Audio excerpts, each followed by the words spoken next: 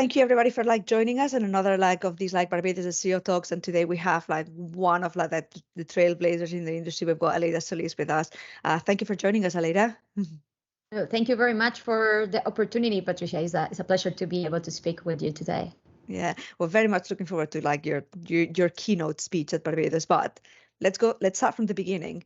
How did you start in the SEO industry? Because ever since I've been in the industry, you've been a presence in there, and you were there before I even joined the industry. Yeah, I started back in 2007 or so when I started to work at an online marketing agency, and I wasn't focused on SEO particularly at a time, but they gave me the opportunity to learn it while doing many other activities for a network of websites that I was managing. So I was doing a little bit of affiliates, content production, optimization was one of the task to monetization of the websites, and among many of the activities that I was in charge of, it was SEO, right? One of them. So I had the chance to learn while doing, let's say, and also leveraging the know-how that the agency had also internally with their own SEO team. So I was particularly, let's say, lucky in that regard. It was a little bit of serendipity type of scenario. After a while, I realized that I really, really enjoy doing SEO. So I focused much more on that, and they gave me the chance to become a part of the SEO team when someone from the team left the agency. So yeah, it was pretty much a natural, let's say, evolution for me. What was it about SEO that, what made it so appealing for you, or that made it so enjoyable?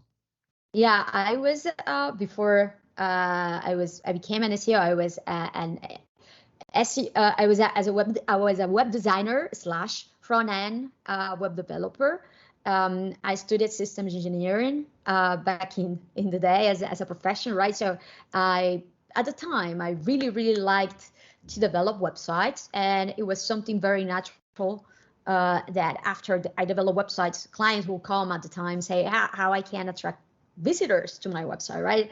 And when I was still doing that, I started playing a little bit with ads, etc. But for me, it was something a little bit more alien because I came from the web development world and technical world. So when I discovered SEO, it was like, oh my God, this is what I was looking for all the time. It's a very natural, let's say, fundamental way, integrated way, where the development life cycle and workflow, an organic way to grow a website, organic search traffic and findability and conversion that can be easily integrated or should be easily integrated in a web development life cycle, right? So for me, it was like, oh, this is all the way what I was looking for back in the day, and I wasn't able to do it back in the day as a web developer. And also, it gave me the chance a little bit to continue, let's say, in touch with my roots of web development a little bit, because going through and analyzing the front end of code of websites, while also developing this marketer, let's say, layer and knowledge. So I really enjoy the mix of it, and also let's say the continuous path of learning new things, of finding new things, new updates from Google, new competitors. So for me, it was always challenging to in a good way, right? To be always learning. So I love that. You cannot be bored or get bored easily with SEO for sure. So it had all of this different type of characteristics that easily engage me as a professional, and I decided, no, this has all these characteristics that I highly enjoy. And plus, it is in demand in the market too. It has a good professional path and evolution. So I decided to focus on it. Yeah, you were talking about challenges, and with such a long career, is there a difference between what was challenging back then at the beginning and what is challenging these days? Yeah, I guess that back when I was learning, I was very lucky because, as I mentioned, I was in this organization where there was already SEO know-how, even if it was, let's say, rather basic if we compare it with the know-how that we have now in general in the industry. However, it was enough at the time to make things work, right? Because Google was not as sophisticated as it is today. But I have to say that still back then, there was this scarcity of knowledge, of real knowledge, actionable knowledge, experience, use cases or case studies, success stories, right? So I remember that was the reason why I started to become active in Twitter, because it was a way for me to start following all the professionals, especially those that were in the US and the UK and across all Europe, that were sharing more openly their knowledge. SEO Moss back in the day, and Webmaster World. These were forums that I used to learn a little bit more about what worked, what didn't, what people were mentioning, a little bit of their own experience and challenges and journey in general. So I believe, and I feel that back in the day, the bigger challenge, I will say, to become an SEO was the scarcity of knowledge and then actionable knowledge, right?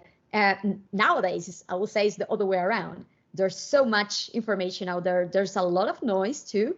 And there's also a lot of, let's say, I don't know, knowledge that might or might not necessarily be accurate, right? So I guess that the also challenges, but is a little bit the other extreme, is understanding what is and what is not reliable, and then taking the opportunity for you to go and validate, always test, because that is the way that you will be able to ensure that whatever you have learned is something actually useful for your particular context, right? Because the level of sophistication and how the different roles of the industry, competitors, type of search results, etc. So there are many more variables nowadays, I will say, for something to work on your own context, right? But yes, so it's a little bit like that. It's going from one extreme, I will say, to the other. Yeah, it's funny that you mentioned that, because when I had the call and the chat with Adam Reimer, he mentioned that there's these days there's lots of he called them like snake oil sellers, people just like peddling very quick wins and that kind of stuff. And well, that's you see it a lot also with the rise of AIs and automations and SEOs, like, oh, and now you can create this and this and this, and you see big threads in Twitter, and at the end the big call to action is, and join my course where I show you this and more for this amount of money, right? But yes, I mean, there's also a share of those courses and know-how that is real, that is accurate, that is good. But there's a ton, I'm afraid, that is not necessarily that accurate or transparent, right? So yeah, it's important to always check, always validate, and that is one of the reasons of why I also created learningseo.io, which is the website that I curated to provide reliable information for people who are not just starting in SEO, but want to develop their knowledge in whatever area we have in the industry. And there I had made sure as much as possible to only link and to only feature those resources that are actually providing accurate information and good knowledge for the rest of us. Yeah. So talking about, like, you know, resources and your site where you actually give people resources for like learning SEO, what tip would you give to someone wanting to get started in SEO, like in 2023? Yeah, so I think that now is you can learn much faster because of the information, for sure. So for example, I would say to indeed go to learningseo.io. You have a wealth of resources there, but from there I also list a lot of free online courses, reliable free online courses that are offered by many platforms, tool makers, SEO specialists. These are good sources and they are free. There is a section for them. Then you can also start listening to podcasts and newsletters. There are a group of really good podcasts that offer SEO tips, the latest SEO trends, SEO conversations, also with specialists that share their journey and their learnings and what has worked and what hasn't in recent times. So I will highly advise to start not only like learning by, let's say, reading something, but also like integrating the different information sources into your day-to-day podcasts, newsletters. SEO FOMO, of course, is the newsletter that I send for free every weekend with the latest News in SEOs, where I also share, and it's completely free, and I also share a lot of resources, reliable resources that I see around there to keep up with the latest trends. And then also something fundamental, I would say, is to implement for yourself, to whatever you learn and you hear that has worked for others, go and start with your own website. And there are many. You don't need to be technical if you don't really want to focus on technical SEO, or you don't need to be technical. You can easily even create a website with many no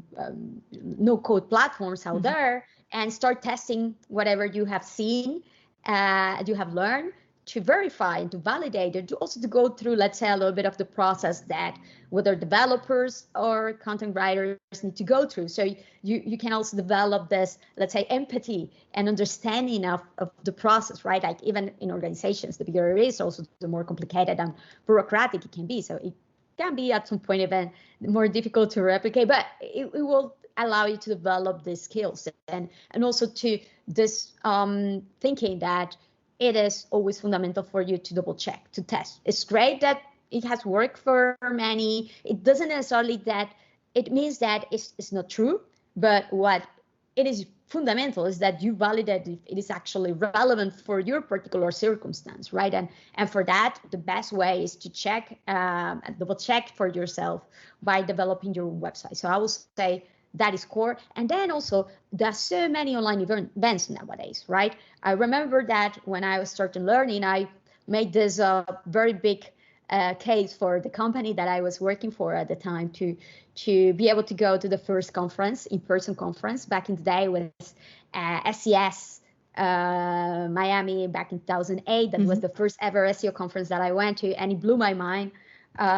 And then I remember going again back to Search Love in London in 2011. So, I mean, it was a big investment at the time for me, the company that I was working for. Then I had the chance to start speaking at conferences too, little by little. But nowadays, I would say that this big, let's say, limitation has been minimized because there are so many great online events that you can watch for free, independently of your location, or for very, very little. And there are a lot of giveaways. For example, in SEO FOMO, I'm always doing giveaways of online events too. There are many events that are hybrid too. So you have the chance to even watch online, even if you're not in person there. So there's no, I would say, there's no excuse or very little excuse to not get all of the information you need, at least to start with. And then, of course, it's about proactivity, about implementing for yourself. That doesn't mean that eventually, whenever you have the chance, it is always advisable to go to the in-person events because of the networking. I have to say that a lot of the learnings end up being in the networking because people end up sharing their journey in a laid back environment after the conference or before the conference, things like that. So I will highly, highly advise if they have the chance, the resources to do it eventually, but that shouldn't be like a limitation, right? You can't start way before that by doing all of the things that I mentioned before. Yeah, it's like SEO is like always changing, right? There's always like changes, and it's sometimes you get the feeling that it's really difficult to catch up with everything.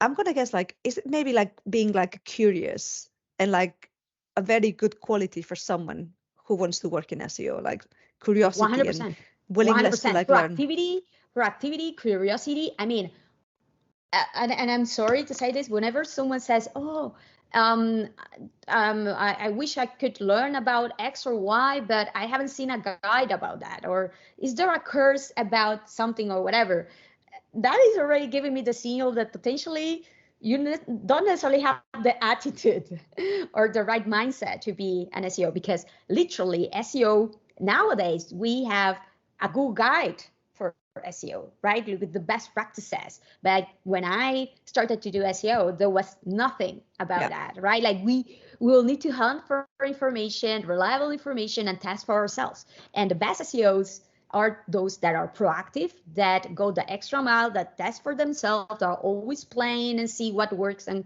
what not. Because otherwise, that doesn't mean that you won't be, or you cannot be an SEO. You can be an SEO, but you will tend to be an SEO that will be always behind others, because you will rely on the discoveries or the developments or the efforts or projects that Yeah. others have developed initially or before you, right? So it's like here in this field, being proactive and curious and going the extra mile will always pay off for sure. And another thing is like when you're working as an SEO, what's your favorite thing to do on the day-to-day? What's your favorite SEO task to do? Oh, I love looking at the SERPs. It's something interesting, but of course I tend, as most SEOs, right, to go and take a look at the evolution of rankings and traffic of the main terms, queries, different areas, sections of websites. And one of the things that I love to do is go and take a look at the SERPs. Whenever I like, oh, interesting, it has gotten up or down, what is going on here, and go and take a look at the SERPs, how it has changed, what are the SERP features that are shown, if there's a slight decrease in click-through rate, what has happened here is like because the SERP feature is not shown anymore, is because the other website has outranked you, the rankings or ranking. Yeah, so for some reason there's this tendency that I have to always take a look at the SERPs and compare SERPs, what has changed, what are the fluctuations, something that I don't know, I enjoy to also discover opportunities and to better understand, let's say, what Google identifies to be fulfilling for the audience, right? Because at the end of the day, what they show there is what they think is the best. Indeed, well, they expect that will fulfill the audience needs. So I always look and take a look at that. And then another thing that I love to do is to always a little bit like play around with the mentions of my clients. I tend to work with whether established brands or relatively already well-known startups that have a little bit of brand. So I always look at the branded queries and identify what are the terms that are looked along with the brands to identify additional opportunities. That is not that we'll have a huge search volume or traffic, but it can give you this opportunity or additional insight for you to develop new content for which your audience is already searching, looking for your product, your brand. That many times in the past this has also served to choose as a validation or idea to develop new features or characteristics or an extra service, for example, in the past. So I find that, yes, this view very fulfilling, right? Because it also shows the importance of SEO beyond the typical. So yes, this type of activities, I enjoy them quite a lot. It's something that I tend to do in the day-to-day. Yeah, that's actually really cool. You were mentioning like you've had a very long career. You've spoken in literally almost every conference that there is out there. You won awards. What would you say is your biggest industry achievement? I would say that, and it's funny because it's potentially one of the latest ones, is learning SEO and SEO FOMO. I think that there isn't a week when I receive that I don't receive an email from someone saying, oh, thank you very much for learning SEO. I gave it to my partner. I shared it with my colleague who was stuck and he wanted to become an SEO and was a copywriter, and they didn't know how to start. And this website allowed them to facilitate the whole journey, right? Or with SEO FOMO, was thank you, because this is how I keep up with the news. So I have to say that it's funny because it's the one that gives you like the most satisfaction, because the one that is a little bit more B2C, right? Rather than B2B for me.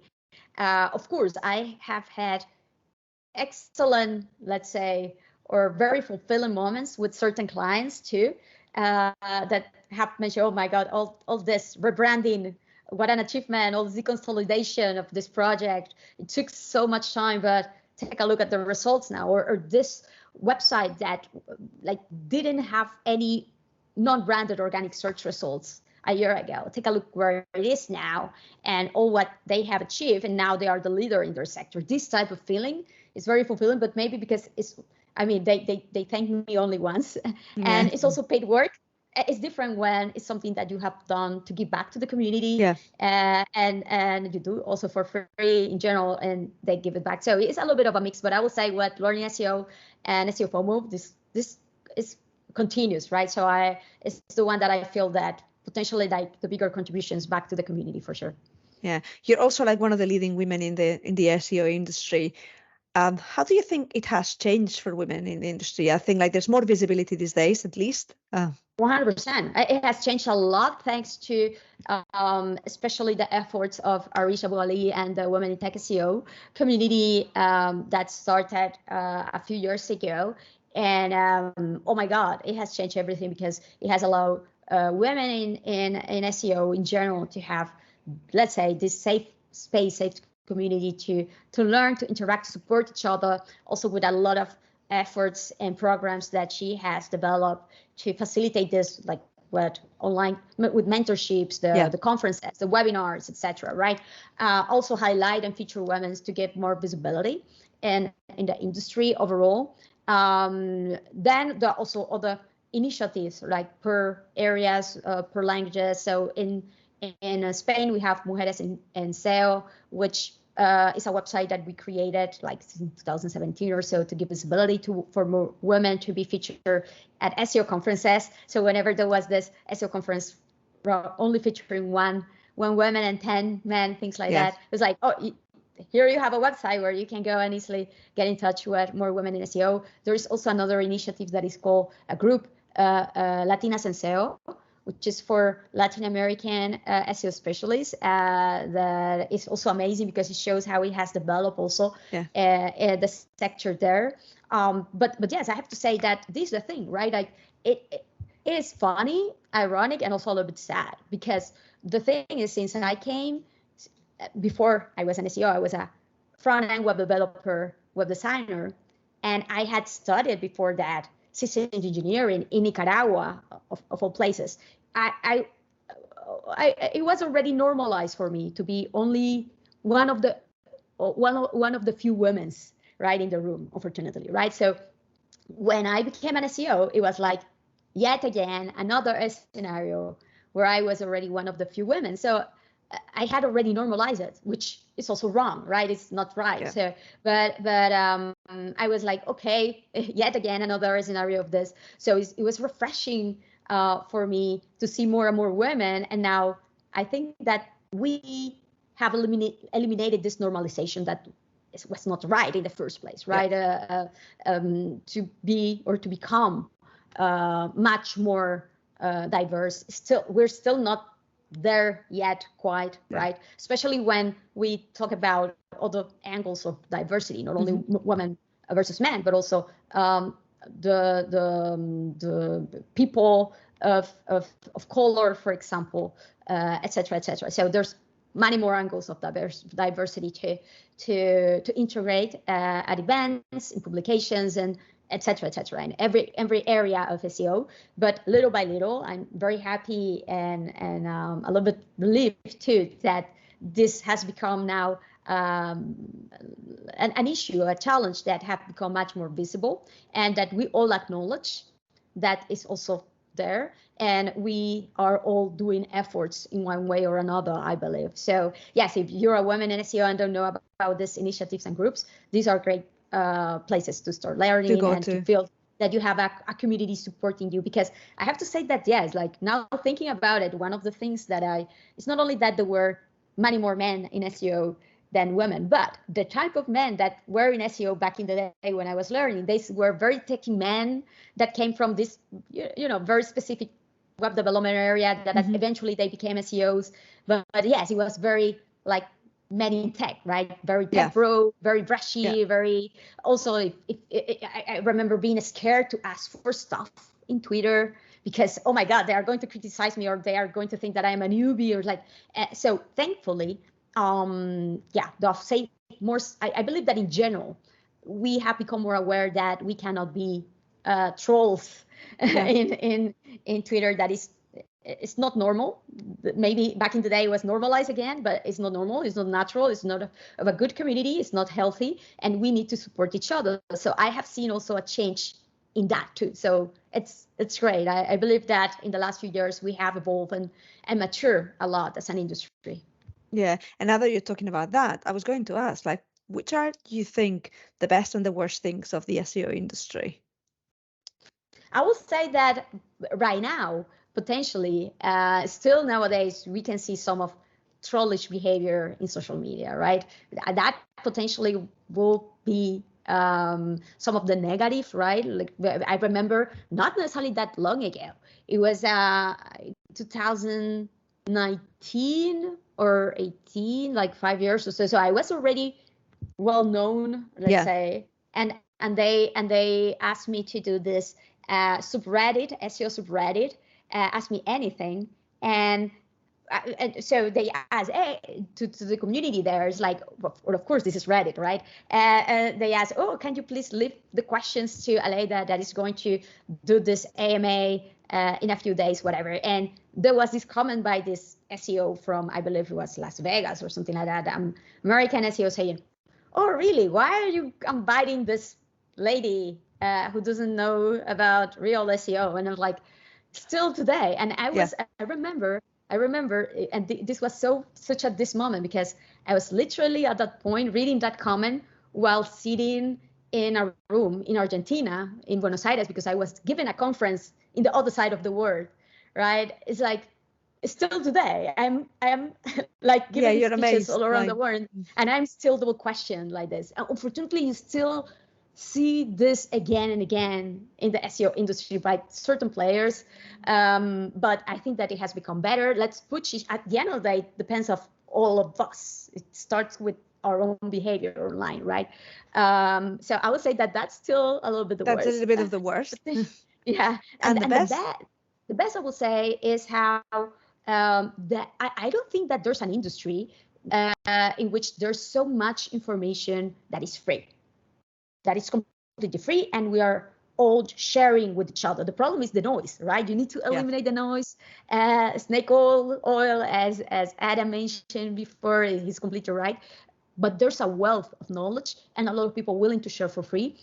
A lot of people active in social media, in Twitter, in LinkedIn, sharing their journey, sharing how-tos, real accurate information in webinars. And they're for free, many of them, right? So I don't think that I have seen any other industry when this happens that is not paid, or like there are much more challenges to obtain this sort of like actionable, reliable information by true specialists. So yes, I will say that is also like, the worst, I will say, some edge cases of the community. The best, definitely the best of the community is that the wealth of knowledge and willingness to share and to help each other out. That was the best. Yeah, you're going to be one of the keynote speakers at Barbados SEO this year in November. Can you give us like a little snippet of what you're going to be talking about without spoiling it? Yes, I am going to be talking, and this is a topic that I started to speak, of course, the year of, I would say, AI and automation and the change of supposedly everything. Let's see what happens with Google SGE, right? Which is still in test. But yes, I'm going to tackle this topic in two different ways and with two different angles. On one hand, how we can leverage AI, the new, let's say, generation of AI tools to facilitate and help and support our SEO workflow without being detrimental to the quality. So to enhance our work. And then on the other hand, to how all of this shift of interface and interaction with the user can impact our work as SEOs, and some advice to, let's say, cover our backs, to prepare ourselves to make sure that our website will still get visibility for what matters, right? So yeah, a little bit of a blend of the two. So AI in our SEO lives from one way and the other. Oh, that's amazing. Sounds really, really good.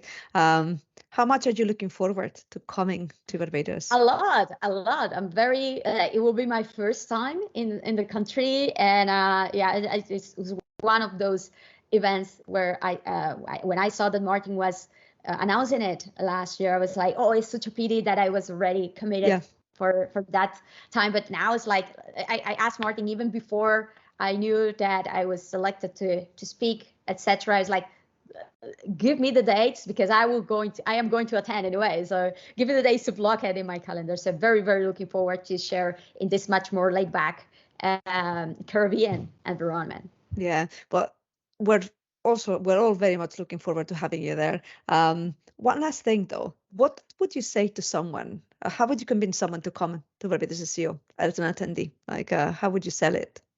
Well, I would say that from what I've seen, the speakers, the topics will be top notch. These are the topics that are the biggest relevance right now in our SEO day to days. Also, the speakers, the specialists that will be sharing the information are some of the top specialists out there, so not better source of information. And from what I have seen also is a small environment. The events that I enjoy the most are those that are not necessarily that big, because you will have the chance to interact with everybody, also with the speakers, and have this one-to-one that I mentioned before, the networking. Also, the place that I have seen where the networking happens is amazing. So I'm pretty sure that this will be one of those locations or events that will give the chance to learn in so many different ways. So I will highly recommend for people to go. I'm very keen and happy to learn and also interact and meet all of you who go, and to share whatever you identify to be relevant for me to share and answer our questions, of course. Yeah, we're all very much looking forward to the whole conference, and obviously like to seeing you speak at the keynote. That's going to be really good. So thank you very much, Aleyda, for being with us, and thank you again. Thank you for the opportunity. I'm very looking forward to see you all there.